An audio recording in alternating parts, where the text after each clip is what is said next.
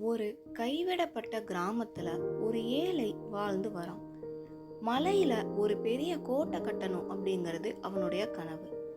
அவன் கையில பணம் இல்ல. அதனால அவன் கற்களையும் மரங்களையும் சேகரிக்க ஆரம்பித்தான். நாளுக்கு நாள் அவன் சேகரிச்ச கற்களையும் மரங்களையும் வச்சு ரொம்ப கடினமா உழைத்து ஒரு கோட்டைய கட்ட ஆரம்பிச்சான். அவன் கைகள்ல ரத்தம் வழியுது. ஒரு நாள் காலையில சிலர் அவனை சுத்தி கூடுறாங்க. அவங்க யாரு என்னன்னே தெரியல. ஆனா இவன் கோட்டை கட்டுறதுக்கு உதவ ஆரம்பிக்கிறாங்க.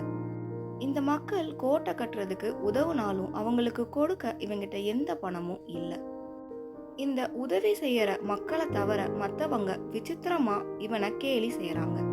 ஆனாலும் அவன் அவனோட வேலையில மட்டுமே கவனம் செலுத்துறான். மெதுவா கோட்டை வடிவம் பெறுது. இறுதியா அந்த கோட்டை முடிஞ்ச உடனேயே அது பார்க்கறதுக்கு ரொம்ப வலிமையாகவும் பெருமையாகவும் எழுந்து நின்றது போல காட்சியளிக்குது. அவனோட இந்த படைப்பு திறமையை பார்த்து கிராம மக்கள் வியக்குறாங்க. அவனுக்கு கோட்டை கட்ட உதவிய மக்களை அடுத்த நாள் காலையில அவன் தேடுறான். ஆனா அவங்க எங்க போனாங்கன்னே தெரியல. அங்க அவங்க இல்லை.